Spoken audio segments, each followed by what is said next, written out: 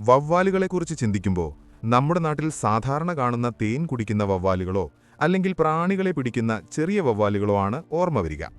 എന്നാൽ ലോകത്തെ ആകെ വവ്വാൽ വർഗ്ഗങ്ങളിൽ വെറും 3 ഇനങ്ങൾ മാത്രം തികച്ചും വ്യത്യസ്തമായ ഒരു ഭക്ഷണരീതി പിന്തുടരുന്നവരാണ്. രക്തം മാത്രം ആഹാരമാക്കുന്നവർ. ശാസ്ത്രലോകം ഇതിനെ ഹിമറ്റോഫാഗി എന്ന് വിളിക്കുന്നു.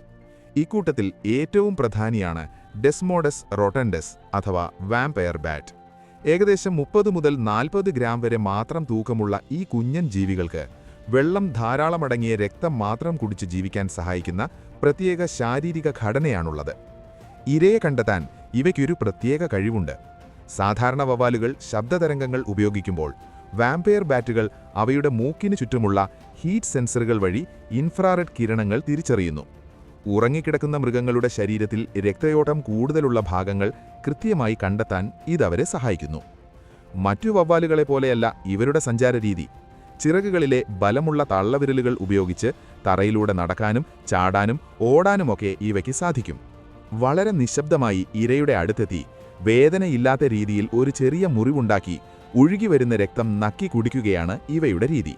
ഇവയുടെ ഉമിനീരിൽ അടങ്ങിയിരിക്കുന്ന ഡെസ്മോപ്ലെയ്സ് എന്ന പ്രോട്ടീൻ രക്തം കട്ട പിടിക്കാതെ ഒഴുകാൻ സഹായിക്കുന്നു. വാമ്പയർ വവ്വാലുകളുടെ ഏറ്റവും അത്ഭുതപ്പെടുത്തുന്ന വശം അവയുടെ പരസ്പര സഹകരണമാണ്. രക്തത്തിൽ കലോറി വളരെ കുറവായതുകൊണ്ടുതന്നെ തുടർച്ചയായി 2 രാത്രി ആഹാരം ലഭിച്ചില്ലെങ്കിൽ ഇവ ചത്തുപോകാൻ സാധ്യതയുണ്ട്. ഈ പ്രതിസന്ധി മറികടക്കാൻ അവ ഒരു സോഷ്യൽ സെക്യൂരിറ്റി സിസ്റ്റം തന്നെ ഉണ്ടാക്കിയിട്ടുണ്ട്. ആഹാരം കിട്ടാതെ മടങ്ങിവരുന്നവർക്ക് ഭക്ഷണം ലഭിച്ച വവ്വാലുകൾ തങ്ങൾ കഴിച്ചതിൻ്റെ ഒരു ഭാഗം പങ്കുവയ്ക്കുന്നു. ഇത് റെസിപ്രോക്കൽ അൾട്രൂയിസം എന്ന് അറിയപ്പെടുന്നു.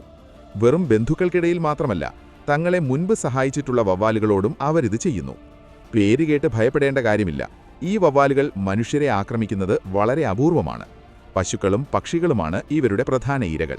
മാത്രമല്ല, ഇവയുടെ ഉമിനീരിലെ ഘടകങ്ങൾ സ്ട്രോക്ക്, ഹൃദയാഘാതം എന്നിവയ്ക്കുള്ള മരുന്നുകൾ വികസിപ്പിക്കാൻ ശാസ്ത്രജ്ഞർ ഇന്ന് പഠനവിധേയമാക്കുന്നുണ്ട്. കന്നുകാലികളിൽ പേവിഷബാധ ഏൽപ്പിക്കാനുള്ള നേരിയ സാധ്യതയുണ്ടെങ്കിലും പ്രകൃതിയുടെ സന്തുലിതാവസ്ഥ നിലനിർത്തുന്നതിൽ ഇവർക്ക് വലിയ പങ്കുണ്ട്.